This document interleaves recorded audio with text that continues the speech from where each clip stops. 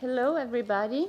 Welcome to this panel, Occupy, Strike, Separatism, Populism. Are any of the historical forms of protest effective in the information age? Distinguished speakers will be Professor Andrea Fumagalli, Professor of Economics at the University of Pavia, Professor Daniel Chomsky, Professor of Political Science at Temple University, and Professor Richard Hyman, Emeritus Professor of Industrial Relations at London School of Economics. So I will give right away the chance to Professor Fumagalli to present his paper, and you have 15 minutes. Thank you, Mrs. Chairman. Thank you to you all for being here. And I thank INET for this invitation to talk about this kind of topics that is quite, maybe that is the most political topics of the conference.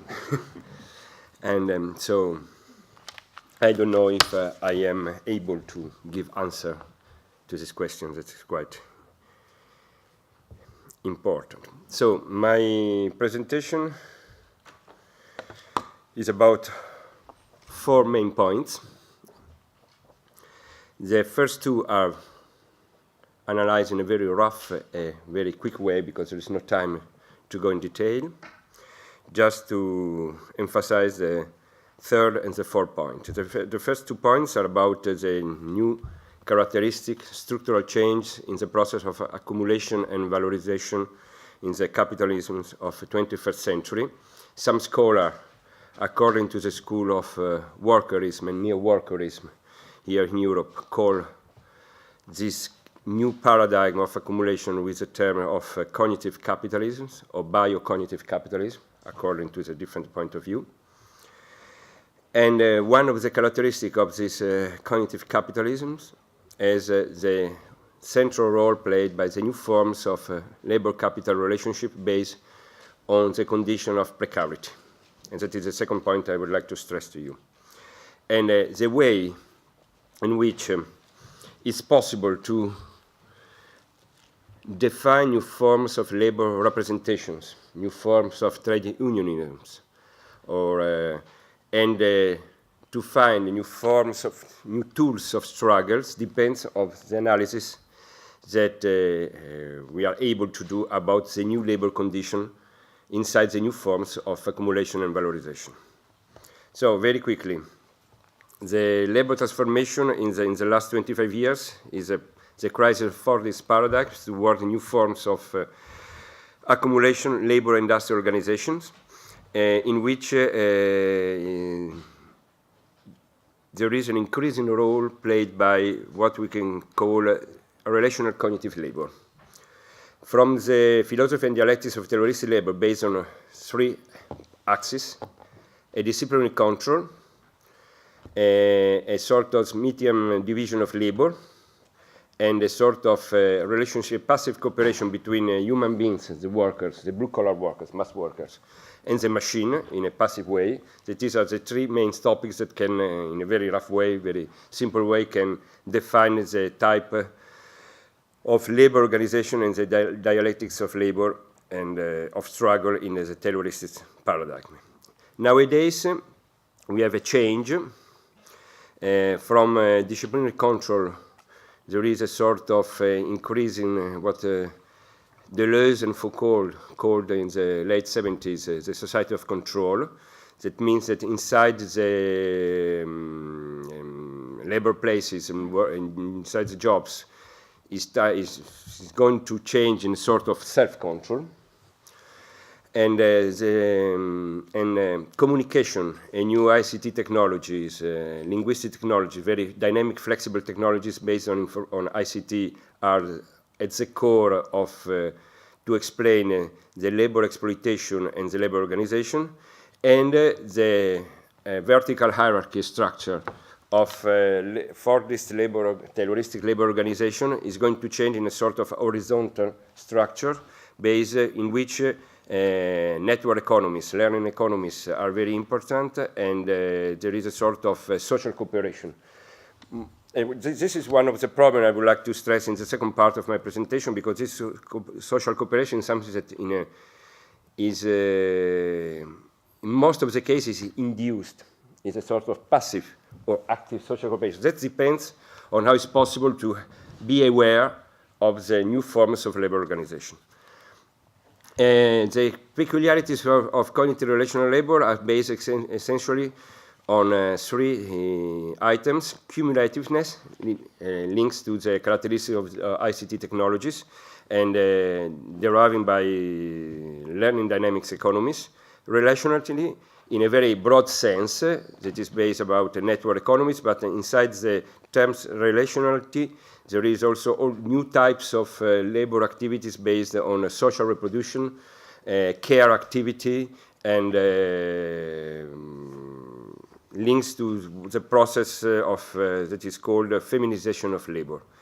And coordination and cooperation are the way in which cumulativeness and relationality are put together, and is the result of the exploitation in an efficient way of learning and network economies. Learning and network economies are the two dynamic scale economies that are at the basis of productivity gains, and by substituting partially the static size economies typical of big factories, industrial organization. Here I present a sort of items that each of one should be analyzed more in detail, but there are sort of keywords typical of the labor structure of nowadays of modern capitalism. There is individualization of labor contracts, cognitivism of labor, social reproduction, feminization of labor, and new forms of relationship between genders, commodification of life, body and mind, the new role played by what is called by the presumptions. That means that consumption activity is going to be valorized inside the valorization processes. And if we divide in a very simple way the human activity, human life, in four parts: labor, work, leisure, and play. With the term works, I refer to the concept of Latin word opus, oeuvre in French. And our labor is a strictly activity able to produce plus value or surplus value. Work is going to be the ability of human beings to provide a sort of satisfactory activities for themselves. Leisure and play, till a couple of decades ago, were considered unproductive activity. So not links to any form of remuneration or salarization. Nowadays, there is a sort of convergence between labor, work, leisure, and play to become something productive in terms of surplus value production. So there is a convergence towards labor.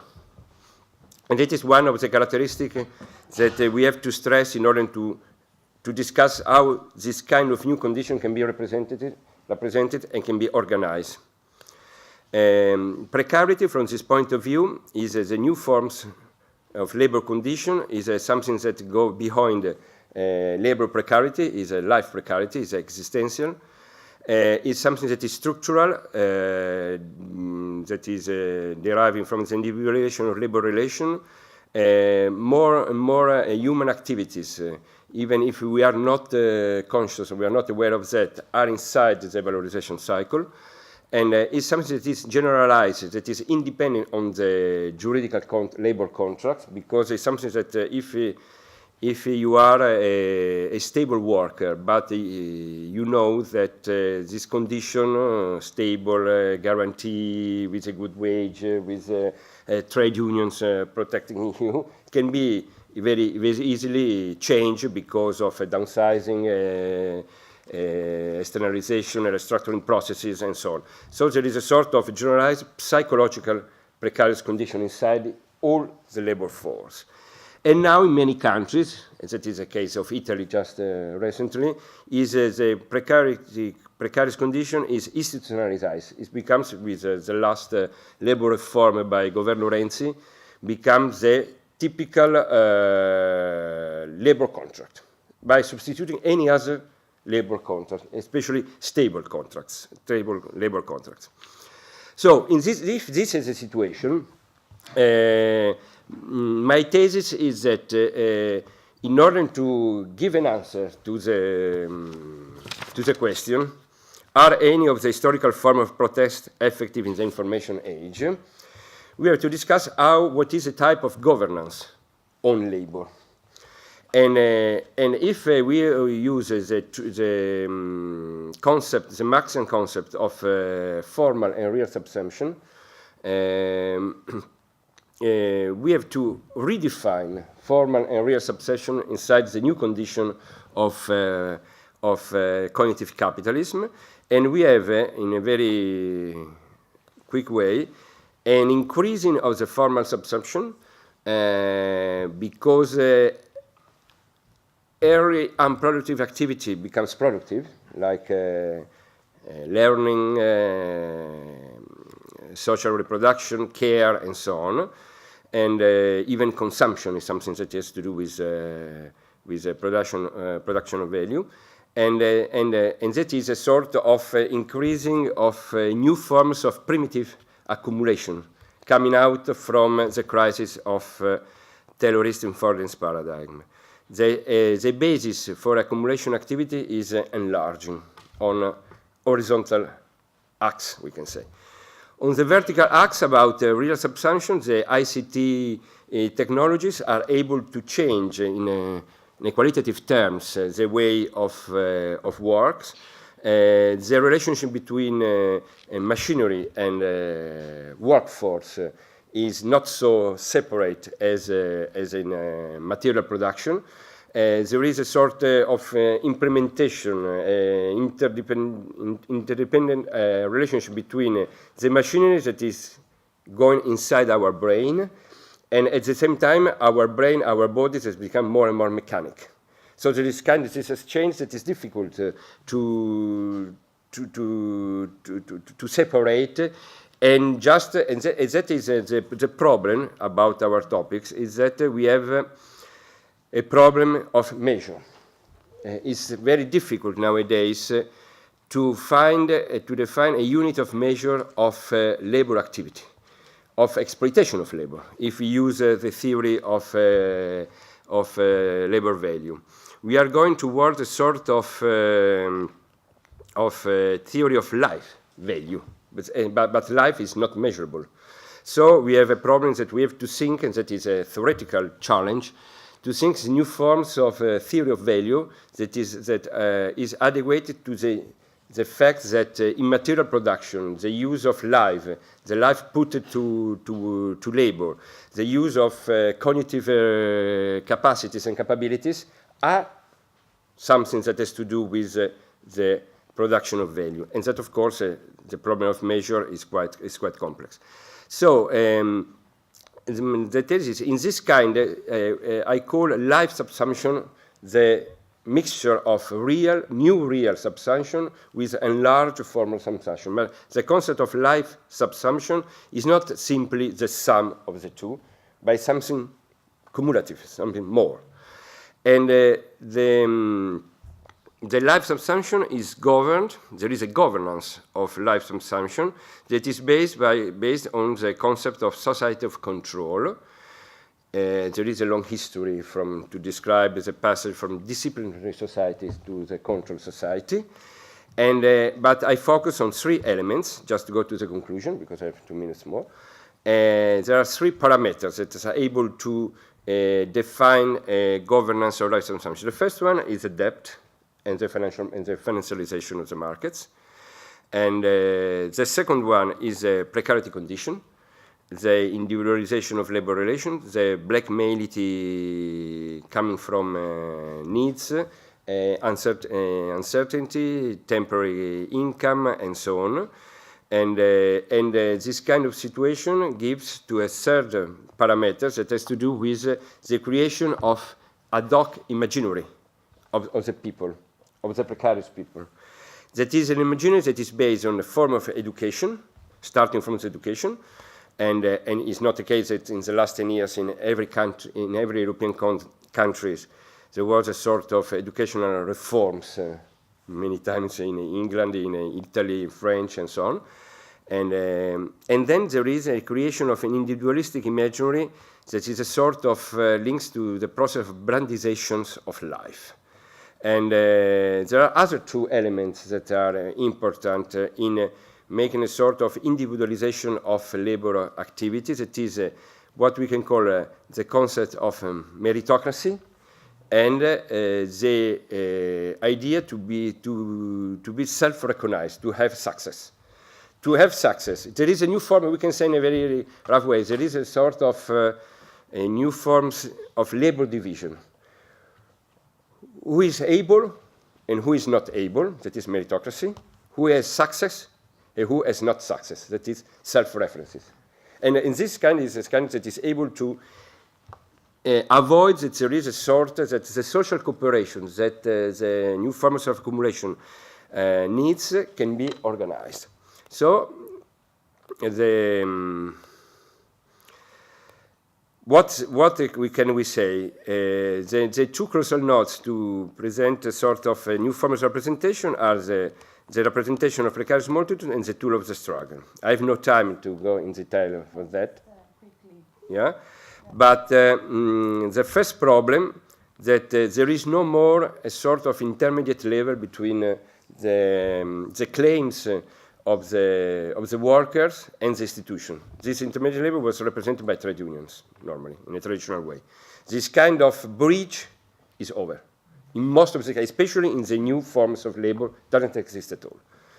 And so we need, and Richard Hyman will talk about that, I think, new forms of way of communication, organization, representation. And what it was very easy, or it seemed now very easy, respect to the 60 struggles in the big factories, that there is a new technical composition of labor cannot be translated into a political composition of labor. So the node of the representation is how can we, that is the first problem. The second problem is which kind of tools. Is strike, for example, useful and adequate to the new forms of labor organization? That is a problem because if Occupy, Indignados, Movimento 15 May in Spain, or other similar movement in all the world, Gezi Park, and so on, can able to create this kind of new forms of representation. The problem is what kind of claims and with what kind of tools can we get these claims? Can have there is a problem of self-organization of new form of strike in terms of flows and not in terms of stocks. To block a factory nowadays plays no role in a globalization context. It's very important to know the situation and to block the flows in terms of commodities, informations, persons, workers, and so on. So the struggle about logistics, people, transport, information, the subvertising of big corporation imaginaries are the new tools that we have to implement, to experiment, in order to create a sort of new strikes that we can call it, in Italy we try to organize a sort of precarious strike or a sort of social strike. That is not a strike in a labor place, but a strike in the territory. And, but with no success, I have to say.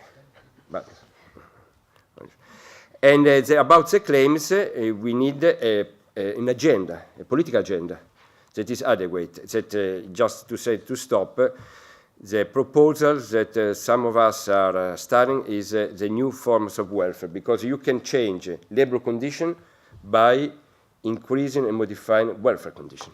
Welfare condition and labor condition are strictly connected.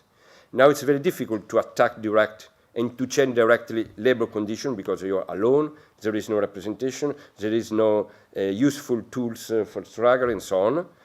And so you have to, in a certain, to fight for a better welfare condition, and we call it common fare, that is based about basic income proposal, access to the commons. So I stop here, sorry for the too long. Thank you.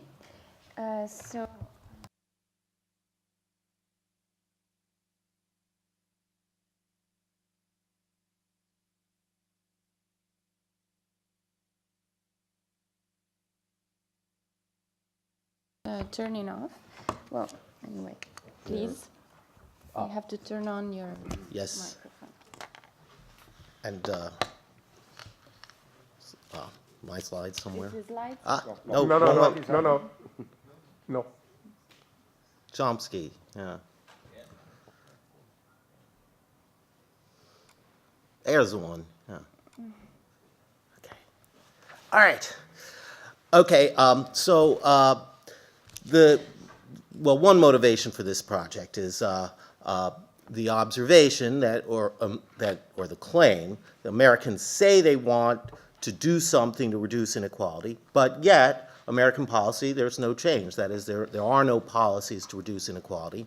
And so the standard kind of American political science answer for why that is so is that Americans just don't want to do anything. They may say they want to reduce inequality, but they don't want to do it. They aren't willing to accept any of the policies that would do something about it. So, for example, Americans won't accept progressive taxes because Americans just hate taxes, right? So that's a standard notion for why we don't have policies to address inequality.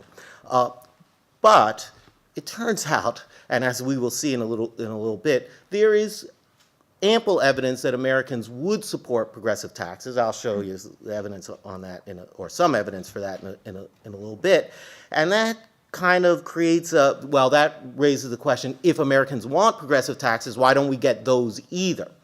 And so the second inspiration for this project was actually a study by Larry Bartels. It was published in his book Unequal Democracy in 2008. And Bartels is he's looking at the Bush tax cuts from the early 2000s.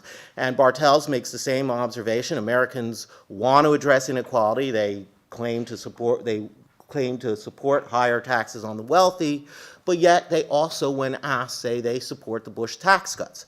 Now, Bartels' answer in this case was to say, well, if they want more equality, they want higher taxes on the rich, and they support a policy that's going to do exactly the reverse, it must be that they just don't get it, right? That is, that the tax cuts reflect broad public ignorance. People have no sense of what the policies are actually going to do. And looking at that study, it suggested to me that one possibility is that this is a media effect, that this is an effect of the mass media, that what the mass media do is they just fail to inform people about the consequences of policy, and so they don't understand that. And I'm quite certain, I shouldn't say quite certain, I'm pretty sure that something like that does happen. However, looking at the kind of persistent American support for higher taxes on the rich and the persistent lack of higher taxes on the rich, that is the persistent decline in taxes on the rich, that it seemed like something else was going on. And so I considered the possibility that the media are actually having some other, more kind of broader, even more important effect, and that is to simply exclude ordinary citizens from the discussion. That is, what the mass media actually do is they ignore or suppress public preferences, and so public discussion goes on completely without any consideration of what the public wants, at least in this regard.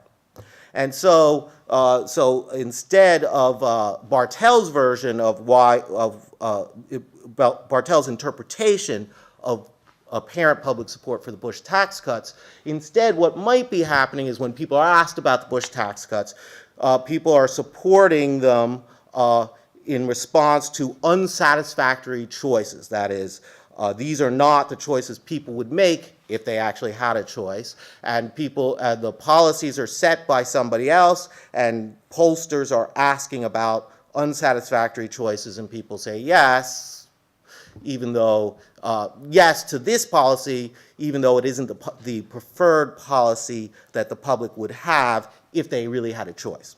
And so, so my focus in this study was to look at this possibility, that really what the media do is simply exclude the public from discussion, carry on the discussion of taxes with either no public or some kind of misrepresentation of the public. And so, that's my focus here. Now, first, want to think about some ways the mass media might address this question, and so here are two versions. The first one is a very prominent one right now, and this is pushed by Matthew Genskow and Jesse Shapiro in a study they did in 2006 and a study by James Hamilton in 2004. And basically their argument is that media firms, this is standard kind of market view of what's going to happen. Media firms seek profits by maximizing audiences, and so what are they going to do? They're going to give people what they want, so that media content will reflect and represent public preferences. And if this is the case, then if the public want higher taxes on the rich, that's what the media are going to say, higher taxes on the rich. A second version says that, well, media outlets are not, they're insulated from public pressures, and they may seek audiences by responding to their preferences on some issues, give them a whole lot of entertainment, give them what they want on a bunch of issues on which elites don't care about, that is the media owners, major corporations, government officials. They can have what they want on a bunch of other things, but on issues of crucial concern to media owners, their corporate advertisers, government officials, what they're going to do is represent elite preferences instead. And so the question is, what happens? Do the media represent the public, or do they represent elites?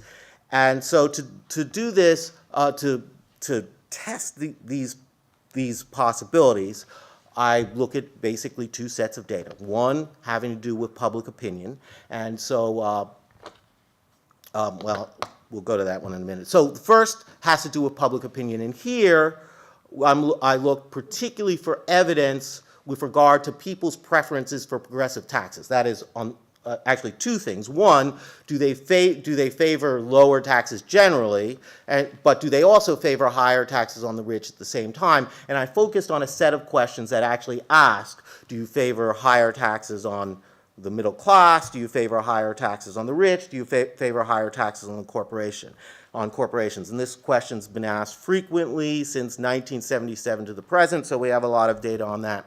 And the second piece of evidence has to do with the mass media. And here I'm looking at New York Times coverage of taxes and New York Times references to public preferences on taxes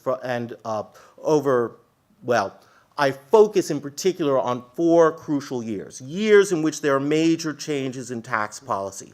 1981, where you get the Reagan tax cuts, the 1990, where you get a slight increase in high-end taxes under the first President Bush, under George Herbert Walker Bush, the 2001 George W. Bush tax cuts, and the increase in taxes on upper incomes at the end of, under Obama at the end of 2012. So I look at those 4 years. And we want to see which do the media do. Do they represent public preferences, or do they misrepresent them? And so first, with regard to public opinion, here is the kind of the measure on the question on the set of questions that I mentioned, right? So the question is asked: do the rich pay too little, too much, or the right amount? Do middle income people pay too little, too much, or the right amount? Do corporations pay too little, too much, or the right amount? And so what you see here is, first of all, with the representation of with regard to the middle class, and Americans think they're all middle class. So on this question, Americans say, no, we do not favor higher taxes. And by the way, the numbers here, this thing never reaches 10%, right? It's always in the single digits, usually around 3, 4, 5. Sometimes it creeps all the way up to 7 or so, but it never gets to 10. And as you can see, it doesn't really move around very much. On the other hand, and I think in very sharp contrast, majorities, very large majorities, usually overwhelming majorities of Americans favor higher taxes on the rich, higher taxes on corporations.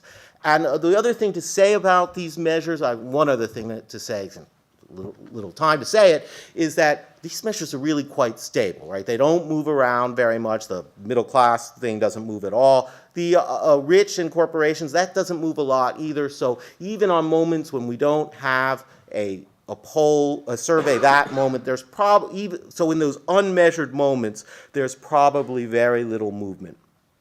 So just to reinforce the fact that the public is not getting what it wants. So the red line here is public opinion supporting higher taxes on the rich, and the blue measure is the top individual tax rate. So while people say they want higher taxes on the rich, as you can see over the last 35 years, taxes on the rich have generally gone down. That is, people are getting the exact opposite of what they want, right? So people want higher taxes on the rich, and they're getting lower taxes instead.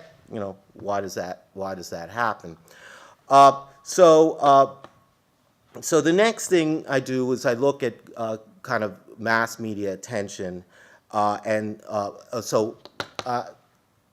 I should say also that I'm looking at mass media attention.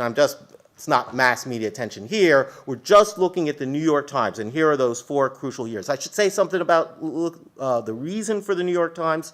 The idea here is the New York Times has a broad audience of its own, and that it is widely viewed by others in the media, so that we expect it to have broad impact on media generally. And what you see here is, so the 2 measures here, the blue measure is, so all of these measures are representations of public opinion. The blue measure is support for tax cuts. That is, the public supports tax cuts. The red measure is support for higher taxes on the rich. And so what you could see is overwhelmingly in all 4 periods, the media tend to emphasize that people want tax cuts, while very rarely, if at all, mentioning the fact that they also want higher taxes on the rich, right? So it's a very strong misrepresentation of public preferences in that regard. Just to say something else about the numbers here, there's like something like 92 articles that state that people want tax cuts in 1981.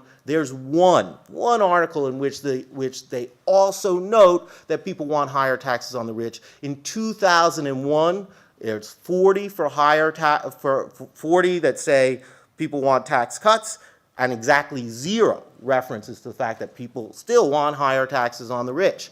2012 is a little bit of an outlier here. That is support for higher taxes on the rich. We see more of it, and we'll talk about 2012 in a minute if I can go fast enough. So hopefully I can do that. I should go back. One thing, though, you can see that there's this tendency for the numbers to decline. I want to just show you this next chart to say that's kind of an artifact. It's not real. That what happens over time is there's just less New York Times coverage of taxes at all, and that probably reflects 2 things. One, that the format of the old-fashioned dead tree newspaper has changed over time so that there are just fewer articles on the front page, right? So there's just less coverage of anything. And second, the New York Times has shifted, as all American media have, away from public policy to lots of talk about entertainment or cultural matters, so away from kind of public policy on taxes or economic issues or really much public policy at all. And so there really isn't much change, and if you look at the chart this way, you could see that that is so. Okay, the next measures, we look at who gets attention. So we have 2. So the measure first is what does the New York Times say about the public, and the second is, well, who actually gets to talk in the New York Times. And what you could see is overwhelmingly who gets to talk, it's government officials. If you look across all 4 years, I think it's 69% of articles mention government officials as sources. The red line, which is the next most common, is references to business, right? Business gets some real attention. Well, I should say first, everyone gets very little attention compared to government officials. Government officials dominate the discourse in the New York Times. But if anyone else gets some attention, it's business, right? And so business gets about 14.5, higher in some years, as high as about 20% in a couple years. And then the others are down from that. The next one I want to mention, because I really thought there might be something there, was references to labor unions. If you're looking for labor unions on the chart, well, they're there, but they're really hard to find. And the reason they're really hard to find is they're 2% in 1981, and then they just disappear. And then the public, yes, there's some references, but not a whole lot. So I got 1 minute, and I want to talk about the the 2012 anomaly here. And so you could see, if I went back, but I'm not going to because I only have 1 minute, is that in 2012 there is more attention to public preferences for higher taxes, and there is more attention to ordinary people as sources. And so my interest there was this driven by the appearance of Occupy Wall Street in 2011? And so I go back to 2011, include all the references to public support for higher taxes, all references to ordinary people as sources from 2011 and 2012. This is a very spiky chart, but what you should see is the period right in the middle from September to January. This is the period of Occupy Wall Street, and you can see there is an increase. It's a little hard to make everything out, but basically there is little attention, but not no attention before Occupy Wall Street.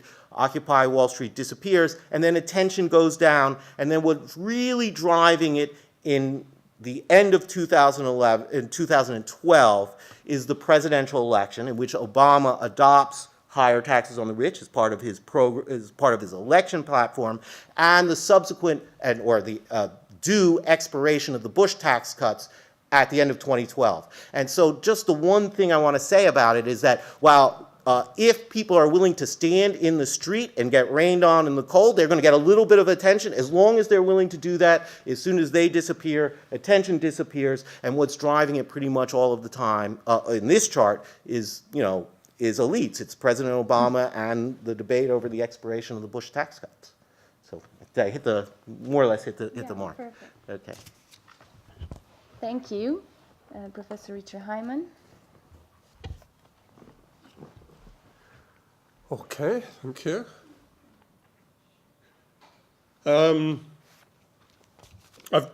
Let me start without waiting for my slides to come up. I've given myself the title, How Can We Resist Austeritarianism? Here we are. For those for whom this sounds an odd concept, let me simply say that austeritarianism is, as you can probably guess, a combination of austerity and authoritarianism. And one of the key points which has to be made is the intersection between politics and economics and the way in which austerity is being driven in an authoritarian manner. I'm going to focus primarily on resistance because that was the title of the session, and look at various different ways and try to reach some general conclusions. We were all asked to write a short paper, and my short paper turned into 25,000 words, so I'm not going to cover very much of it in my presentation this morning. This is the agenda. First of all, it's very interesting. Daniel used the word class. I think that's the first time I've heard the word in this conference. Class is a dirty word among economists, and my impression so far is it is still a dirty word even among new economic thinkers. But I think it's important to mention class. I was in the session yesterday morning on politics by other means, and in the question time, one member of the audience asked, okay, the Troika may be destroying democracy, but is it yielding positive economic outcomes? And what I wanted to ask was positive for whom? Because economic policies, unless one believes in some sort of Pareto optimum equilibrium, economic policies and their outcomes tend to benefit some people and disadvantage, damage, destroy others. And the point that Daniel was making about the view of taxes gives one indication of that. So I don't think one can talk about different economic regimes as class neutral. And I read some very interesting pieces arguing that economic theory is central to a form of class warfare. I'm someone who primarily looks at trade unions. And one thing I often say is trade unions no longer dare to use the term class struggle. Their opponents don't use the term, but they practice it much more effectively than the unions do. But anyway, I can't spend my 15 minutes on that. I will ask the question, are trade unions still relevant actors? And say something about the crisis, the contradictions of crisis corporatism, and if you don't know the term, I'll explain it. Something about new social movements, in inverted commas, because they're not all that new. Something about the political arena, and then try to look at the intersection between different ways of resistance. I should apologise, I've developed a disastrous cold in the last 24 hours, so I may have to wipe my nose frequently. I'll give you a few more minutes. You're so kind. What it does to get sympathy.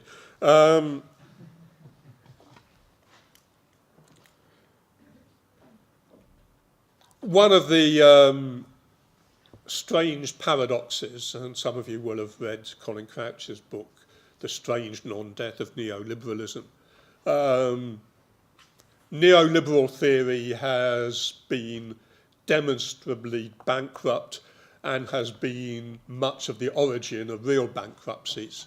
But if anything, after a slight wobble in the early months of the crisis, has become even more hegemonic. And since my focus is European, one of the interesting phenomena in the Chinese understanding of interesting is that just as the Washington consensus became somewhat eroded in Washington, it seems to have taken ever stronger hold in the Belle Émoi, in the dominant Directorates General of the European Commission. Part of the sources of austeritarianism, and we heard a lot about this yesterday, is the dysfunctional architecture of the Eurozone. And one hardly needs to add anything to what Yanis Varoufakis told us yesterday. And the impact of austerity has been, to my mind at least, and I think to the minds of most observers, disastrous. And the question that we are given to discuss in this session this morning seems to imply that there cannot be effective resistance. And it is then important, I think, to ask what is the benchmark, because one of the conclusions of my own paper was that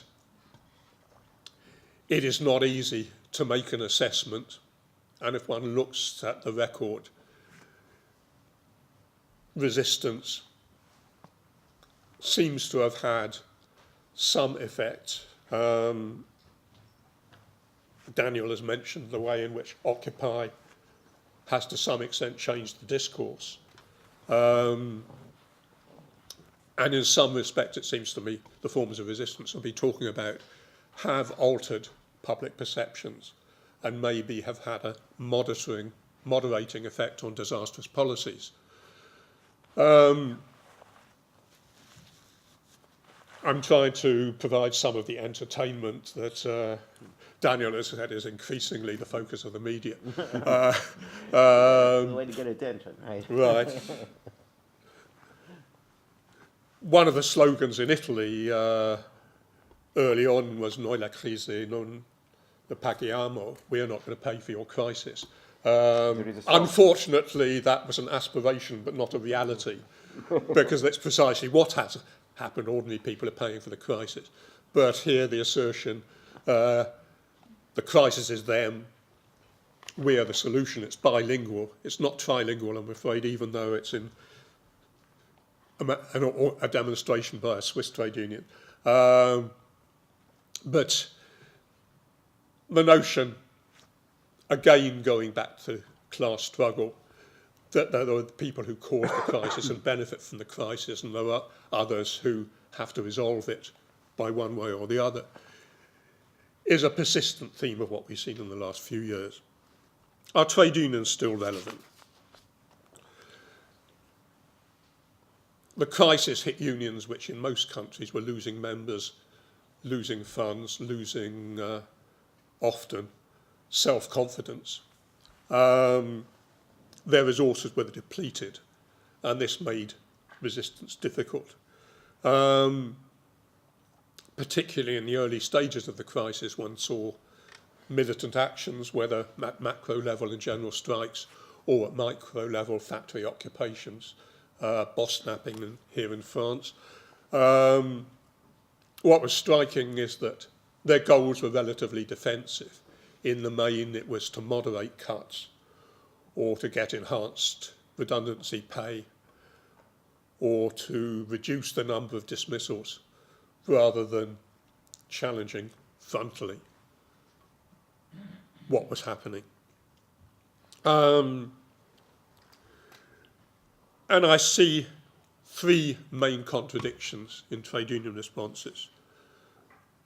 First of all, to resist or to try to limit the damage.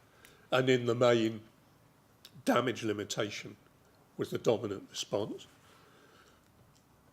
Rather closely linked to this are trade unions insiders or outsiders. In most European countries, trade unions in the post-war decades became social partners with a role in public policy formation, which in many respects locked them within a particular bounded agenda in responding to the crisis. And a third contradiction, the crisis was global. Trade unions are national and subnational organisations, and most of the responses were local and partial, and often linked to what one German trade unionist has called crisis corporatism, that in many ways the crisis reinforced an effort to reconstruct national competitiveness in ways which were actually undermining the possibility of an effective supranational response, and within countries the degree to which unions saw their priority as defending the core constituency of the relatively secure, the relatively advantaged within the labour market. Even though at the same time, if I leave myself space, I would say a little about this. One shouldn't simply say that trade unions are organisations of insiders. There's been a lot of evidence in many countries of attempts to build connections with the more vulnerable, the more precarious, those who are suffering most from the impact of the crisis and austerity. New social movements. In much of southern Europe, we've seen the movements of the squares, the occupation of public spaces, primarily by young protesters, with the impact of the crisis on the most precarious and the most vulnerable being a key part of their reaction. And often specific organisations being created to represent youth without a future, as the Spanish version puts it. precarious but inflexible, a rough translation of the Portuguese.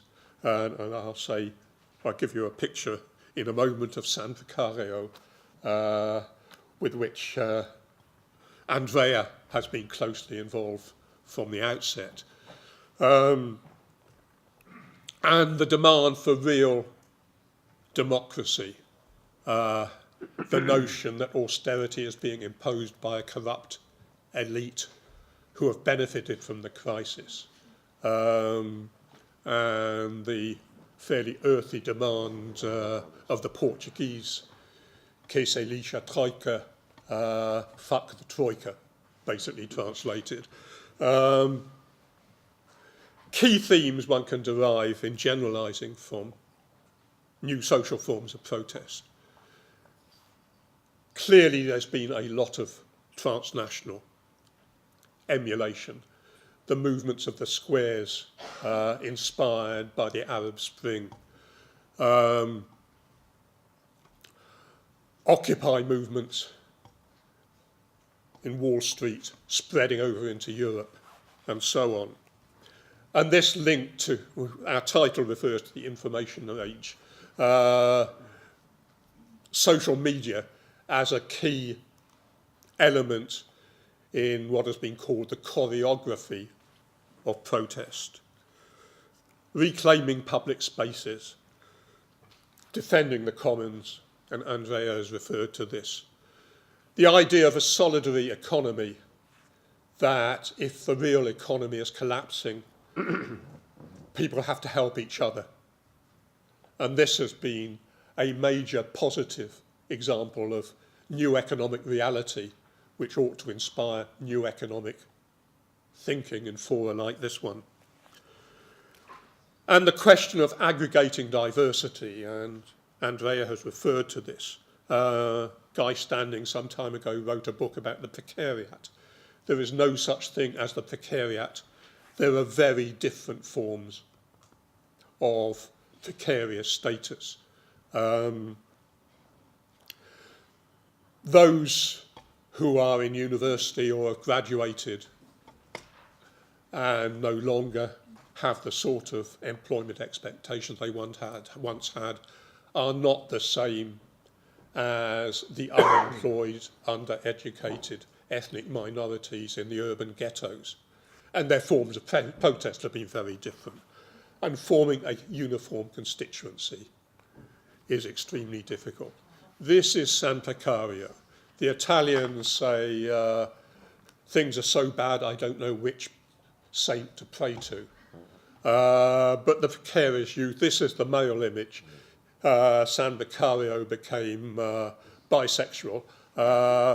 But San Vicario is the patron saint of precarious workers, whose image is carried on religious style demonstrations. This is the first part of the prayer to San Vicario. One example of imaginative counter discourse to the men in suits who are driving austerity. My 1 minute, this is going to be very fast.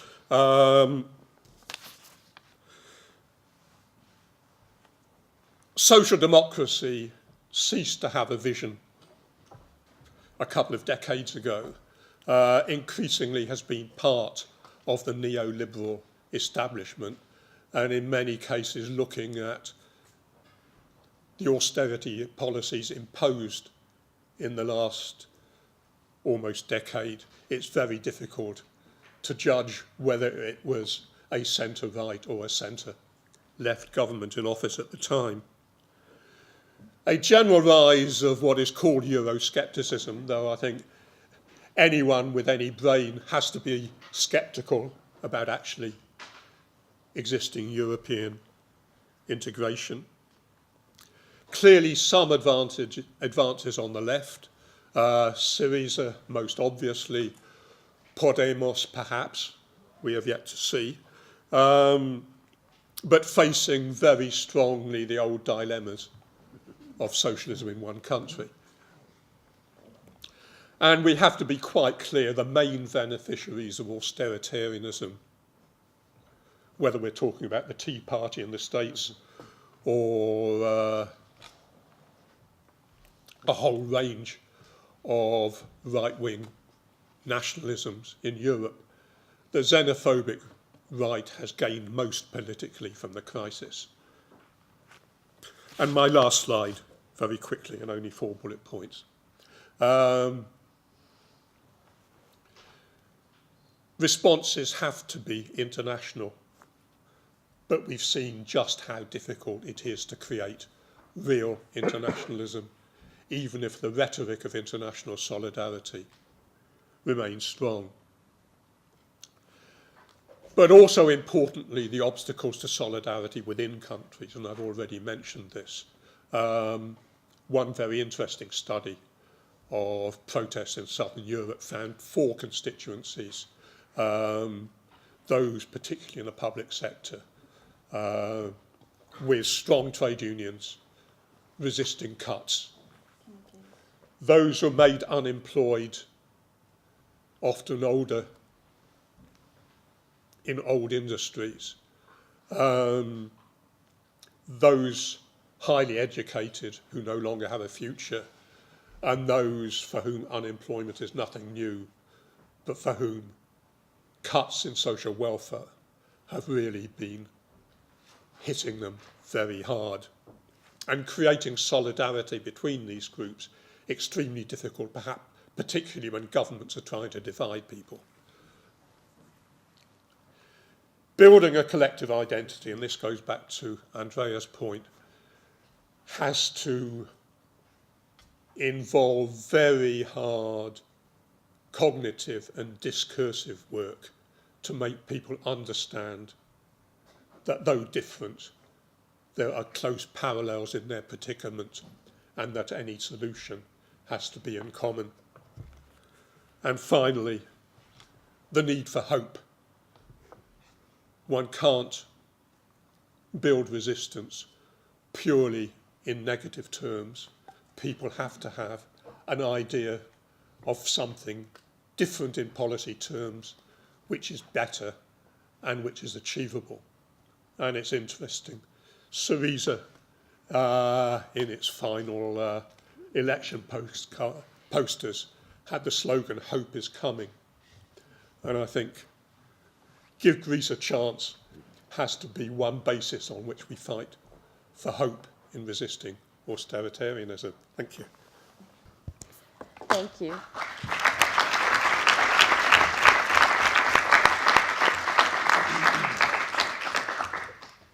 Well, thank you very much for these 3 pieces of engaged and engaging research. Really something we like, this kind of socially engaged discourse in academia and in economics conferences especially. I have myself a couple of questions, but I would like to first see if the public here has questions or comments. So we have, I think, how much left? Like 20 minutes left or something? No, we actually have half hour left, so there's plenty of room for discussion. So please.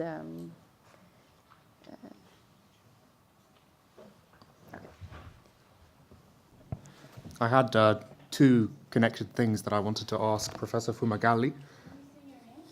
Vincent Garton, University of Cambridge. So I wanted to ask Professor Fumagalli, firstly, if you could elaborate on what you see as the motive forces behind the transformation of capitalism from Fordism, Taylorism into the biocognitive form that you see today.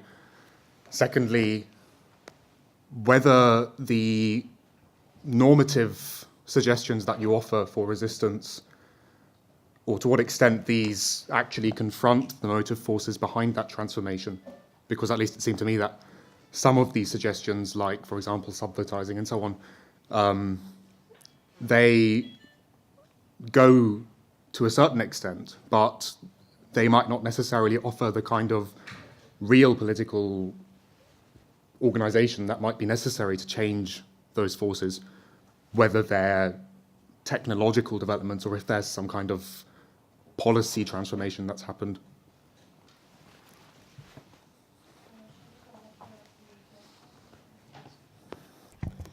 I have a question for Professor Chomsky. It's from what you're telling, it seems that not much has changed since the publication of Manufacturing Consent.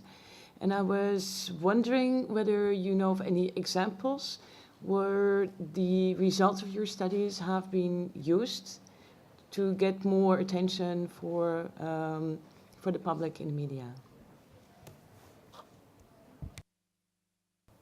Hi, I also had a question for Professor Chomsky.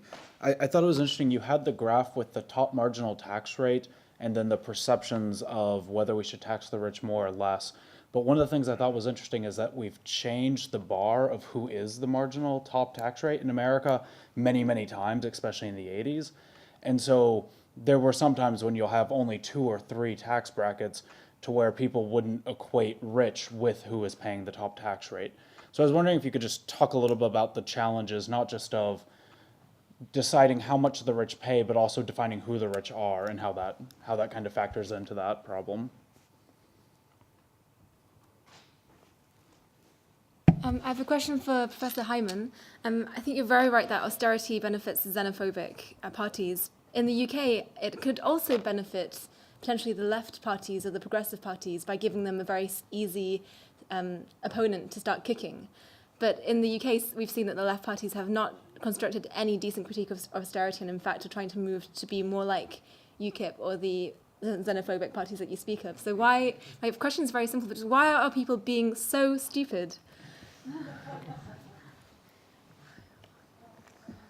So I think we can answer these first questions, and let's see, you have 3 minutes each to reply.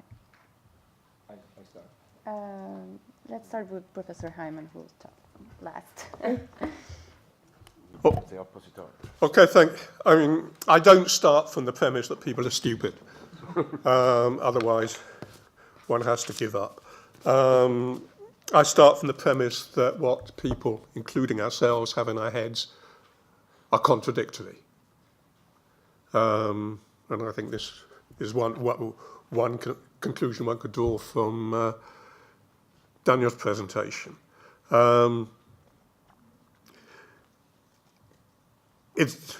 Quite apart from talking about the peculiarities of the British electoral system, which are important, but I won't go into here, there are reasonably simple accounts which say, first of all, European integration is a bad thing. And even though British hasn't experienced the Troika, and even though austerity in Britain has been imposed domestically rather than by EU institutions, and even though Britain isn't part of the Eurozone, nevertheless, the capacity to blame Brussels for nasty things happening is in some ways a simple narrative. And one of the great difficulties for any progressive movements is to have a narrative which is simple but not simplistic. A lot of us tend to talk in abstractions, to use extremely complicated language in ways which simply don't engage.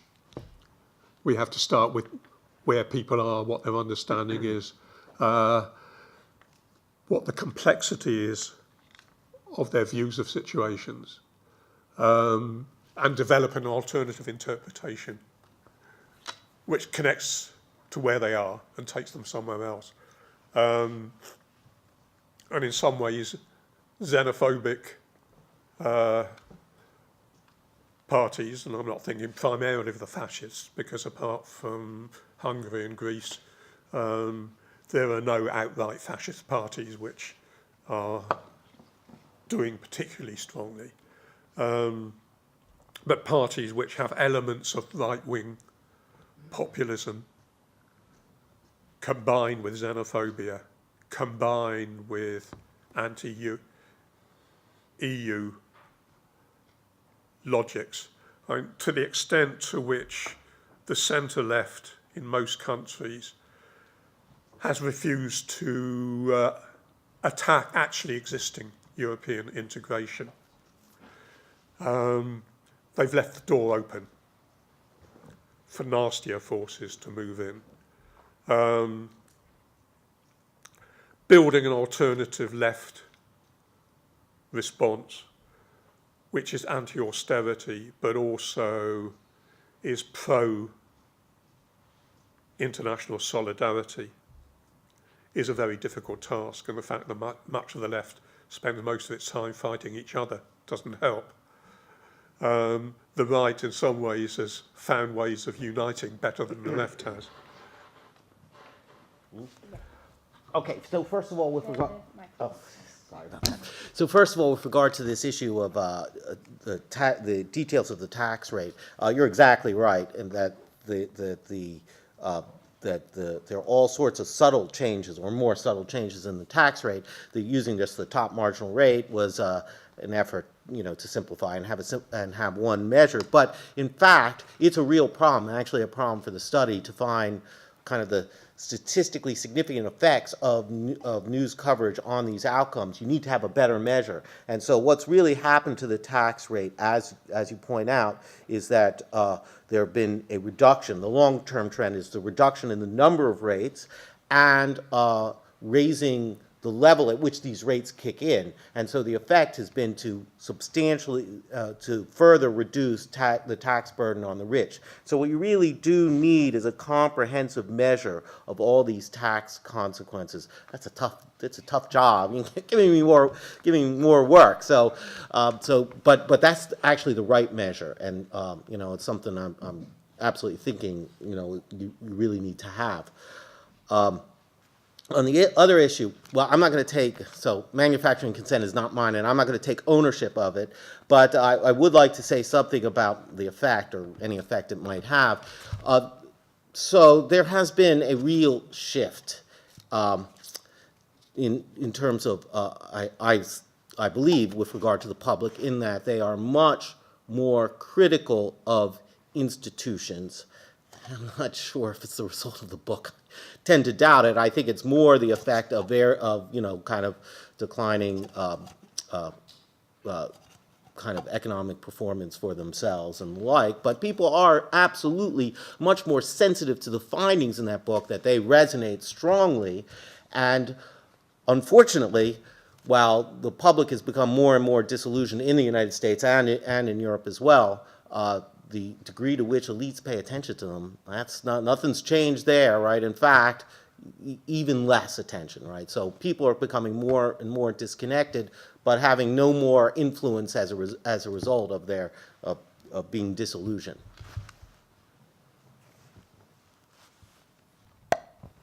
Thank you for your question.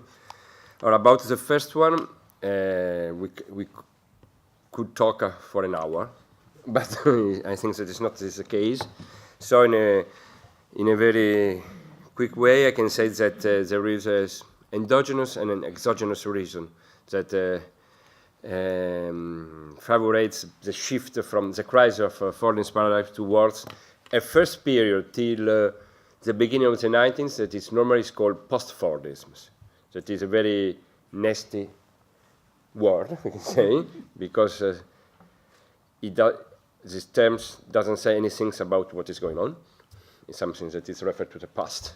It's a term of post, that is an inflation of post nowadays. And from the beginning of the 90s, there was a clear sort of trajectory in terms of accumulation. But the passage is, if we can use a slogan, we can say the rigidity in terms of production, labor organization, technological rigidity, was the main engine for the exploitation for having increasing returns of scale during terroristic material production, was this rigidity, that was the strength of the terrorist system, was one of the main causes of this crisis. And so the passage from rigidity to flexibility. At the same time, it's political level from a political flexibility during welfare policies, role of state, Keynesian policies, and so on, to a institutionalism's rigidity, the authoritarianisms, together with a flexible way of accumulation that is based on individualism, and we can talk a lot. That is, so it's quite interesting to understand, because the traditional representation of workers, of trade unions, was based on the idea that it was a sort of static rigidity in the labor organization. So there was incremental development, but the core was more or less stable. So the possibility to organize and to wait for, in Italy, like in Europe, after the Second World War, the time necessary to organize labor force in the big factories was about 25 years at the end of the 60s. And that was a time in a stable context. Nowadays, the problem is that you have to find new tools, and that's your second question. You have, first one, to recognize that you have to use tools for a struggle that are able to increasing your bargaining power and to damage the counterpart. Otherwise, they are unuseful. I talk as militant now, the more a researcher. And so how is possible to find tools that are able to damage the counterpart? One of the, in the knowledge-based economy, in information economy, one of the key points are material logistic, in a modular organization of production, flows, rhizomatic production from one side, and on the other side is the margins.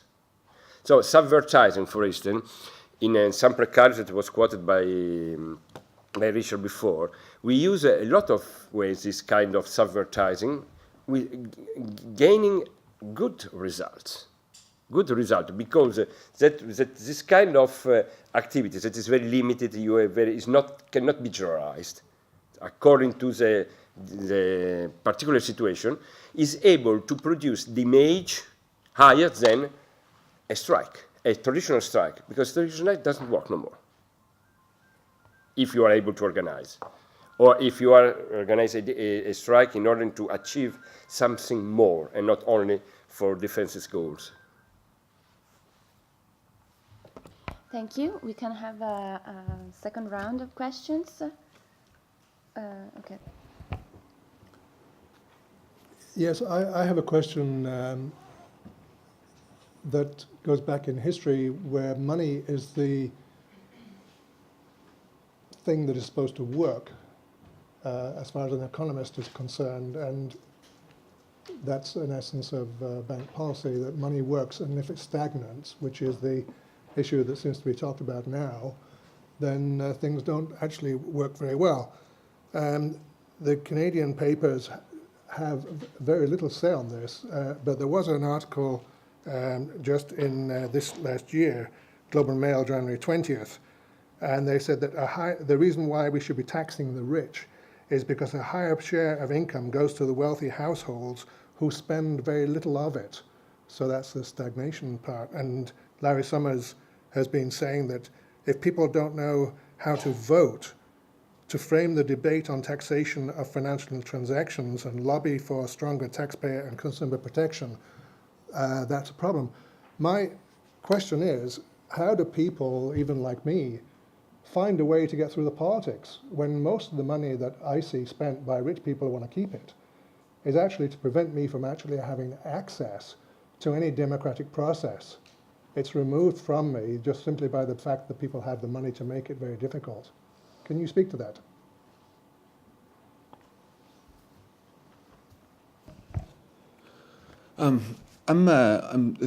With the New York Times, you're talking about like coverage, percentage of coverage, mostly going towards the government, like government officials and whatnot. Is that a function of a corrupt editorial board, or is it more or less a failure of like labor organizations or experts to organize a communication structure that's similar to what delivered out by the politicians. And then kind of further to that, speaking with like labor unions in general, if the tools to affect change are given, like let's say we know exactly what to do in order to take the fight to the streets, I guess you will, in an effective way. Because the average person within a trade union now, the precariousness is not just with like they're kind of under attack from all levels. You have the person who's getting into the union who's not equal within the union. Like we have tiering of the unions. You have fights, the public perception of unions, the government trying to legislate away union rights, like politicians not kind of taking up the cause. How do you organize around the hope, first of all, that we know how to fight, but the fight is worth it, and to organize within to say we have the tools. Let's get everybody organized around the solidarity and go fight without the fear of losing. And the stakes seem to be like we have only a little bit to win, but so much to lose. How do you have hope in that kind of situation?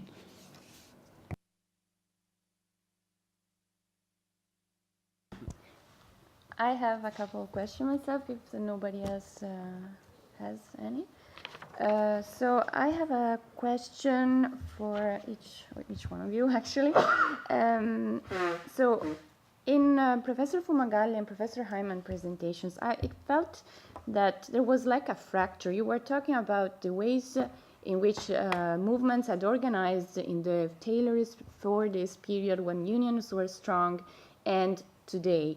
But unions had their crises in the 80s, if not in the 50s in the US already.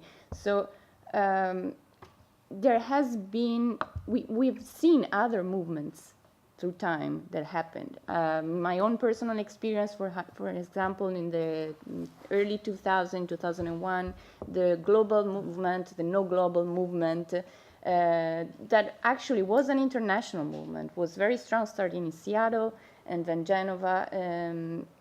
I mean, why did those movements not succeed?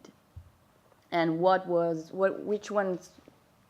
problems can you identify, can you detect that these movements had, and why they did not succeed?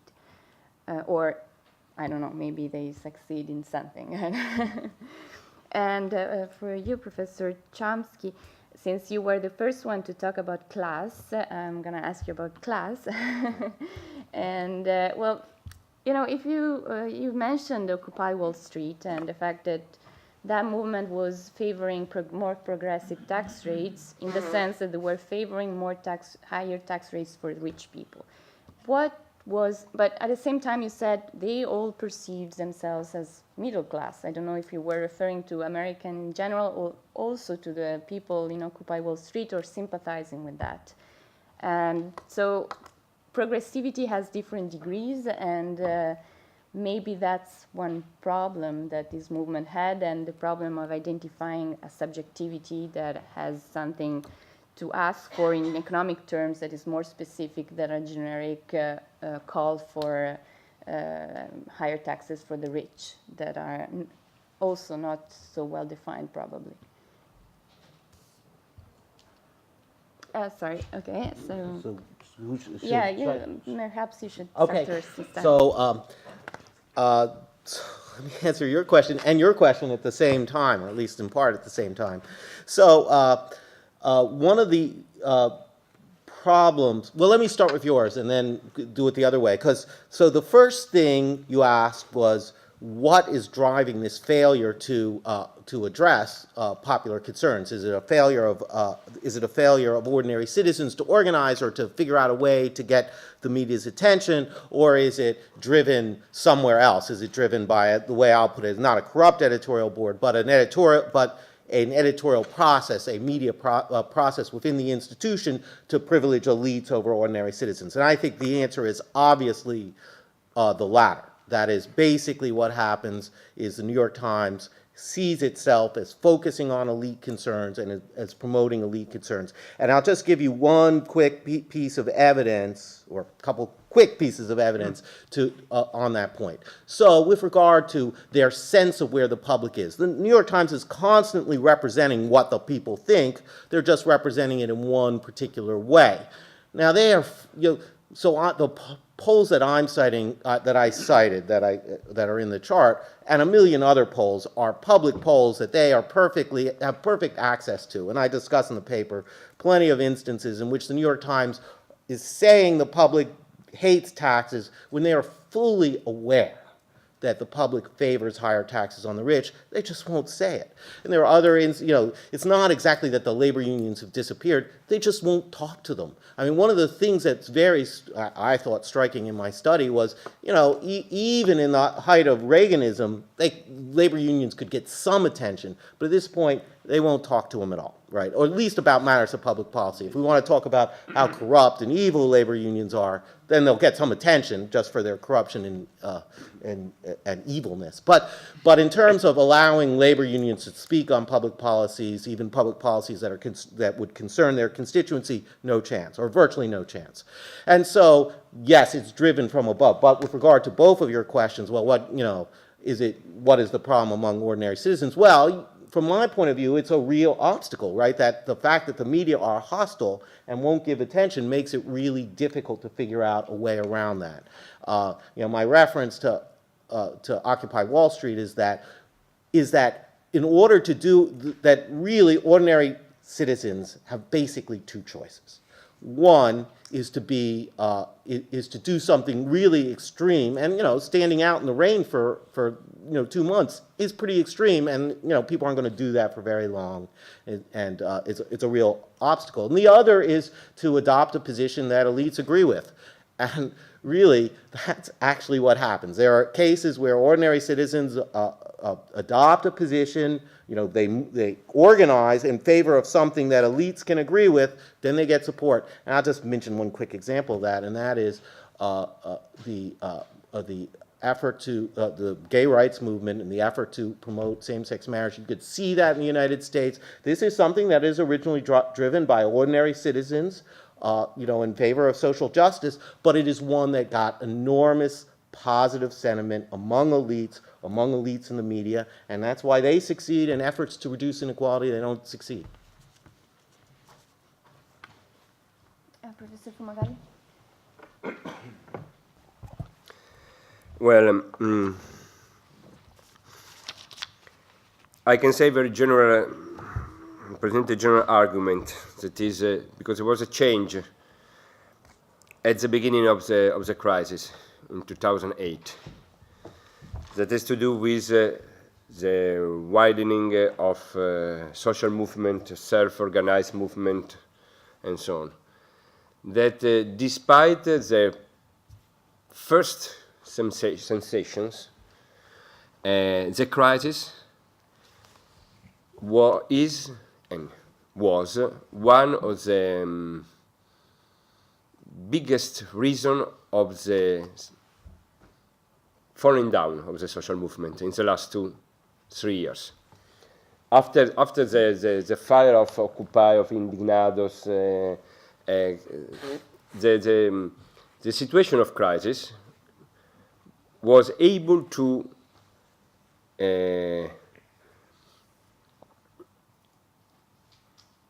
how can I say, to reduce the strength of the movement by 2 aspects. One is money, and so you're right when you talk about that. And the second is time, because there are two elements that are synergical, because you are inside a precarious condition, and temporary activity, temporary income, so you need to work more.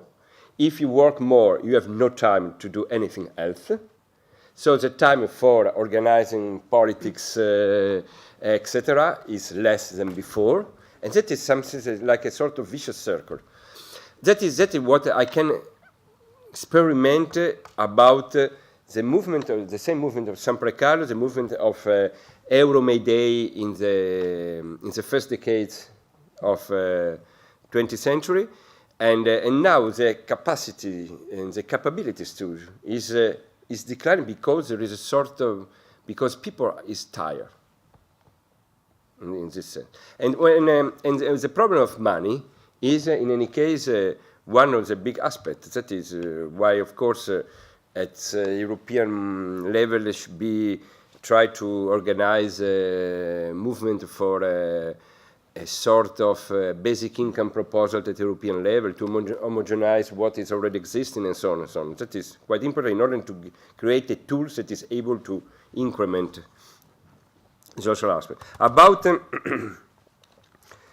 the crisis of no global movement, I think that the question that is posed is the relationship between the social movement and the political institution. And that is a sort of crash. A sort of crash because one of the reasons, I think that's my opinion, that the crisis in Europe of social forum movement in Florence, Paris, London, and so on, is that there was a sort of unclear relationship with traditional left political institutions. That it is a sort of attempt to hegemonize in order to get some political results, especially with a methodology and a theoretical framework that was not adequate to the new claims coming from this movement. So there was a sort of gap. And I don't know what, for instance, in Syriza and Podemos in Spain, maybe that is difficult because they come after with this experience behind. Syriza was able to get political power because the relation with the movement was very transversal and interdependent. And I don't know what will happen with Podemos, but that is a good challenge, we can say, about that. In Italy, it's completely different about that, for instance.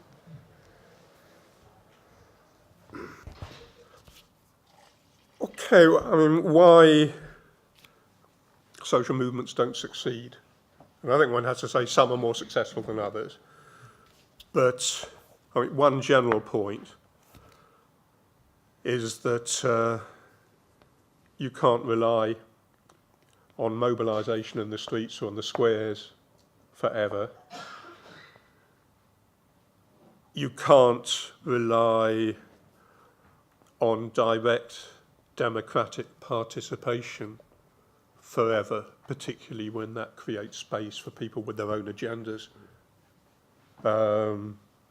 to dominate the process.